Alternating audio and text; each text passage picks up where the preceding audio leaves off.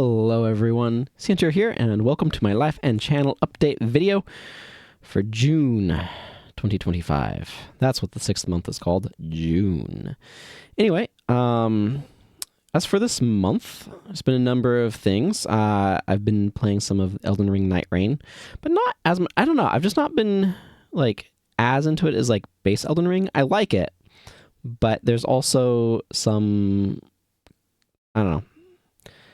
There's a sense of like, I need to make sure I can dedicate the like full time of a run to like when I boot it up, which is this weird thing that makes me like less, or it makes me a little hesitant.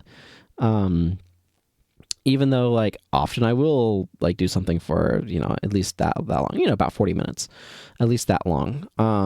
So I don't know, weird psychological things. I don't know what to say about it.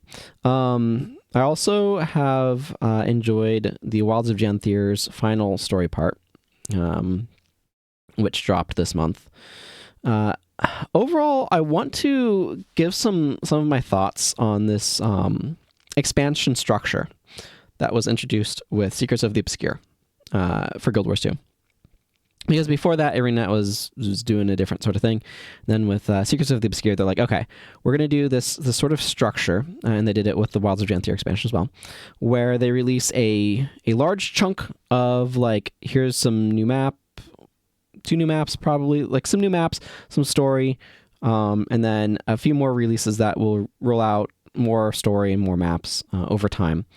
And there's some really... I don't think they've cracked the pacing for that just yet. And what I mean by that is the way that the story is being delivered is not here's a quarter of the story, here's a quarter of the story, here's a quarter of the story, here's the last quarter of the story. It's like here's half the story, and then here's a sixth, and a sixth. Like the last 3 are much smaller packages, and so like what I have found like with Wilds of Janthir is it's felt like they're really abrupt. Like problems are getting solved very quickly because there's not time to develop them as problems. So like that first part feels like it moves fairly slowly, like it has time to kind of build, right? And then it's like boom, boom, boom for the last ones where it just feels like they're a little too quick. And it has to do with that structure, and it has to do with the time between things. And I think part of it, too, something that could help, I was reflecting on this after I finished playing through is it Absolution? Whatever the name of the last part here is. And I was playing through it, and like I feel like it would behoove me to spend more time like doing the meta and exploring the map before I do the story. Like the new map, just that way I feel like I've really invested in the space a little bit more, because it felt like it was just over way too quickly. And it is a challenge. Like, I'm not saying that there's not enough story. What I'm saying is that the way that it's being spread out is awkward. And I want the second half of the story, because it feels like they're telling arcs, but the first arc has like tripled the time that any of the other arcs have to develop. So it feels like it's able to really develop itself at a nice pace, and then the next 3 arcs are trying to like develop way too quickly, and it's not entirely satisfactory that way. So like I was trying to say, I'm not quite sure what they can do about that. Like, that's something that they're good, that I think ArenaNet should experiment with. I think it would behoove them to try to figure that out. One of the things that I want to do, and I haven't made time for it yet, but I will get to it eventually at some point, is to just replay through the whole of Wilds of Janthir without the multi-month gaps between each part to see, okay, how does this feel if I am doing the whole thing, right? The whole thing in like one go. Do I feel the wonky pacing more or less that way? Like, how does the story play without those gaps? So that's something that I want to make time to explore, and kind of figure out, okay, how does this even feel and all that. So, I don't know, like I said, I feel like there's pacing issues that it would like ArenaNet to figure out how to address, and I recognize that they're pretty hard. I haven't spent that much time in the new map. It's kind of a weird map in terms of the way it's structured with its focus on this meta.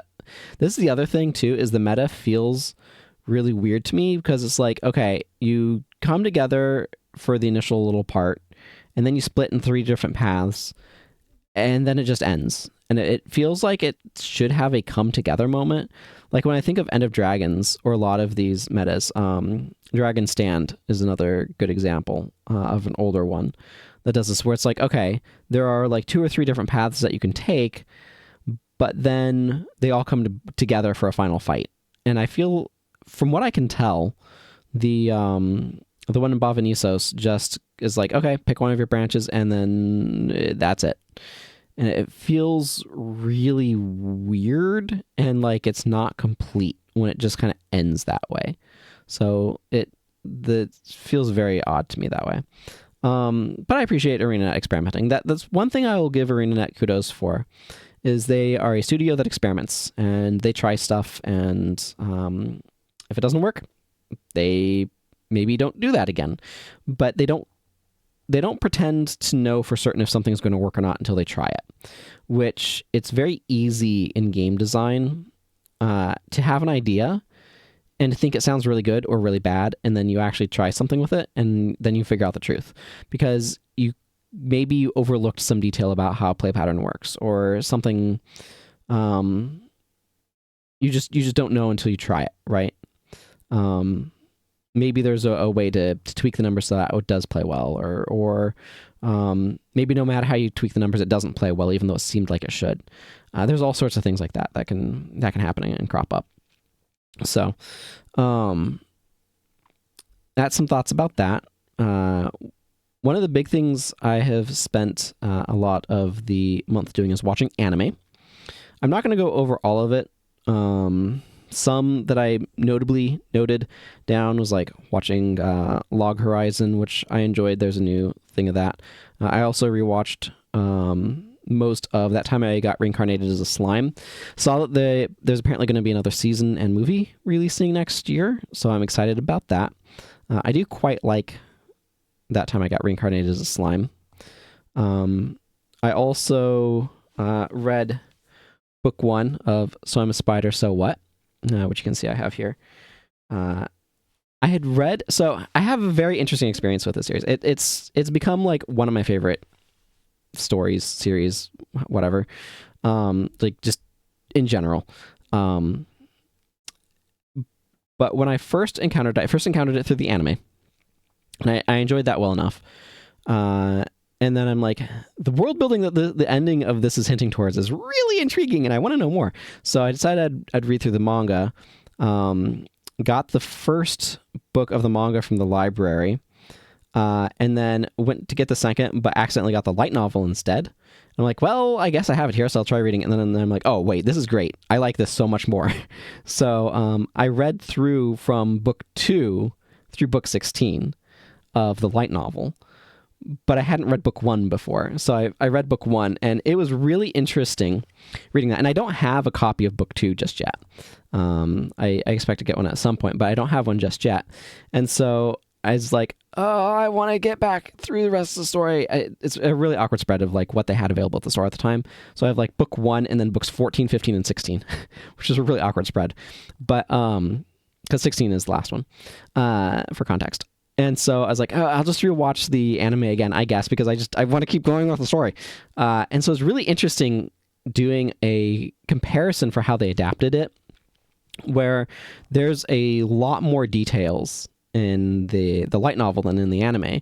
Of course there is, right? Because they need to streamline. So like, what's weird? Okay, so structurally, this kind of follows 2 sort of protagonist groups, you could say.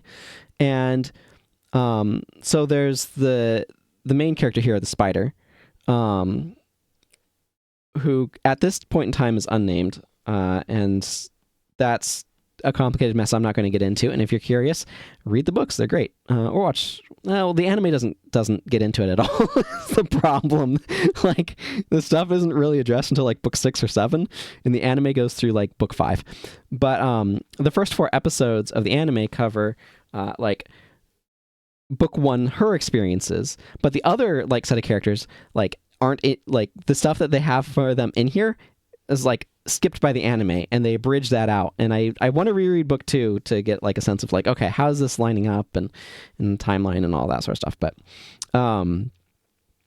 it's fun to rewatch So I'm a Spider, So What. And it was great to read the first book finally of the light novel and be like, oh, here's all of those things. Some other anime that I watched, one that I really enjoyed is called Isekai Quartet, and this is it is my type of comedy in that it's, so let me describe it and then I'll explain. It is a meta isekai, I guess, where basically there are 4 isekai properties: Overlord, the Saga of Tanya the Evil, Konosuba, and ReZero. That I guess because Kodakawa, I think, has like the anime rights or something. I have no idea how this ended up getting made, but they're like 11, 12-minute long episodes, and there's 2 seasons and a movie so far of it. But basically, these are 4 isekai properties that all then come together into like a classroom isekai. It's like almost they're being reverse isekai instead of a classroom being like isekai'd. It's and isekai is just Japanese for like another world, and so it's like the genre of like, oh, somebody gets reincarnated in another world, some in another world. Somehow they've ended up in another world, and so like those are 4 isekai properties I just mentioned, and so they're like being almost like reverse isekai'd, where they all end up isekai'd into a classroom together, and it's like, and in the second season, Rise of the Shield Hero, some of those characters also end up in it, so it's more of a quintet. But it is like all of the characters are like written and performed and everything true to themselves. Like they are true to who they are, but you're seeing them interact with each other. There's a bunch of in-jokes, so thankfully, like I had not watched Saga of Tanya the Evil at that time, but like it caused me to at least watch the first season of it. Because I enjoyed the character. But I was familiar with the other ones. Konosuba is the one that I've watched the least of, but I really enjoy Overlord. I've watched a bunch of ReZero. That one's rough, but for good reason. Like it is an interesting story. But the characters are true to themselves. Like they're written in their proper character voice. They're taking the situation seriously, but it is absolutely absurd banana situation. And like that is like one of the types of humor that I just absolutely love. I love wordplay and I love absurdisms, where it's like, this is a completely absurd scenario, but these characters are playing it straight, and like that just works so well for me, and I really enjoyed that one. So and like I said, shorter episodes, like about half-length episodes, so absolutely ridiculous shenanigans and so many references. So I would recommend it if you either want to get a taste for those particular anime that it's based on, or if you're familiar with them. Like, it's so many in-jokes. Excuse me. And so I enjoyed that one quite a bit. But there's a bunch of others that I've watched of various quality. But I'm not gonna go over all of them. Those are the ones that kind of like I think stood out overall the most to me. I'm just scanning through my notes to see if anything else kind of stands out. I did watch Kaiju number 8. That's one that I'd heard some good buzz about. The like description / cover art wasn't really grabbing me all that much, but then I watched it and really enjoyed that one. So I was like, oh, they're making another season of it. That's exciting. So yeah, a lot of that. And then let's see, the Final Fantasy Magic set came out. I've been enjoying playing that. I do think so. There's a couple of things of note. I'm going to drink some water. Remember to stay hydrated. So there's a couple of things of note about the Final Fantasy set. I do really like a lot of what they've done with it. I don't like the fact that a standard legal set is not at the same price point that other standard legal sets are. And that's just going to be a Universes Beyond thing, but it is something that I have as a bit of a point of concern, I guess you could say. There's also just like the availability issue, but when talking with, because the tournament organizer is like somebody who used to like do some serious stuff apparently, like for Wizards, like actually worked with Wizards and stuff, and so has some inside baseball knowledge, and was saying that one of the problems is, because there's also been noting, because my LGS also sells other card games like Pokemon, that like they've been having a really hard time getting hold of Pokemon, and what the issue is apparently is there's just not enough printers, like literally the like 7 places I think you're saying that print trading cards are running 24/7 and cannot print in order to meet demand. Like they just don't. I'm just set the book over there. Excuse me. They are unable to sufficiently meet demand because it's like all card games are affected by this root, like where are they getting manufactured issue. And so what's happening is the Final Fantasy set is just so wildly popular they literally cannot print it fast enough. And so like and that's the issue that Pokemon is running into, of like they can only get so much printed. Like the actual manufacturing through rate is too low to meet demand. And so that's the problem that they're running into with the Final Fantasy set. So I've done a couple of drafts of it now. I just got done with one just a bit ago, and I have been enjoying it. I like a lot of the art and the designs and stuff from the set. I like job select and the summons in particular, but it is a little frustrating of like, oh, and we had enough packs to cover the 24 person draft that we had. Well, three pods of 8, but we had 24 people drafting tonight, and so we had enough packs to cover that, but we didn't really have enough to be able to do prize support of Final Fantasy packs, just because it's so hard to get because of the how limited the availability is because the demand is so high. But yeah, the drafts are so much more expensive than a regular one. It's just like, I understand why, like, because the packs are more expensive and all that, but it's just it is frustrating, particularly because it feels like it's being done like a remaster set, right, in terms of like price point and all that. But the price point means that we're not going to be able to draft it like any other standard legal set because it's too much for people. Not to mention they can't get the product, but you know, that's not a problem that Wizards can solve, because they literally can't like get enough printed. It's technical, like physical problem. Which I think is really interesting. It's really good to know. But we'll see if the store is going to be able to get it at the same like $7 a booster price point, or man, it's just so much. Like, anyway, or if it's going to end up being inflated or not. And then another big thing that's been going on is I've been working on writing a story. I want to find some way of monetizing it. I'm not really sure what that's going to look like just yet. But it's been something I've been working on. I've been putting a lot of more time into it this past month. And I'm happy with how it's coming along and developing. It's going to be a while yet before people can read it. It is, and technically an isekai, it is somewhat inspired by So I'm a Spider, So What? Because I like that one a lot. And so it's doing its own thing. The thing that I'm writing, but there's going to be like, oh yeah, this is kind of like an echo of it. We can see that was an inspiration.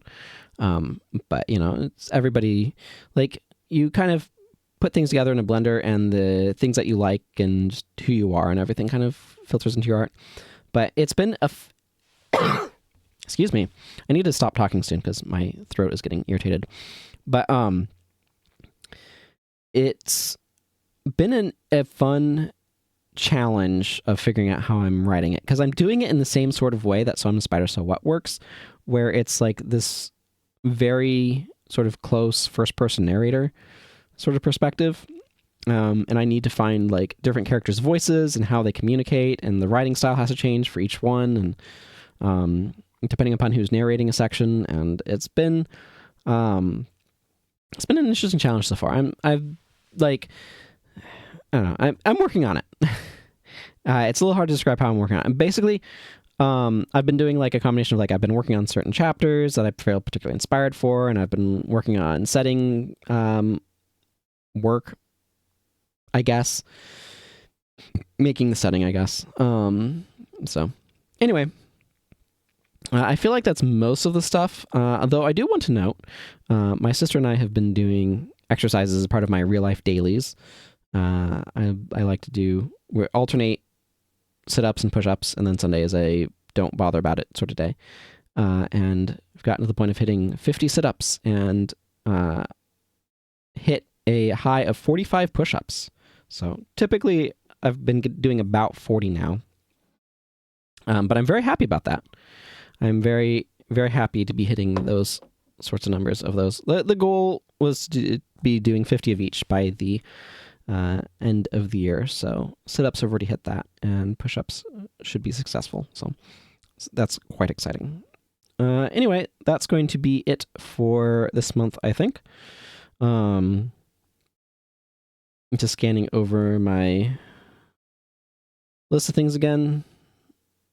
Seems pretty good of a summary.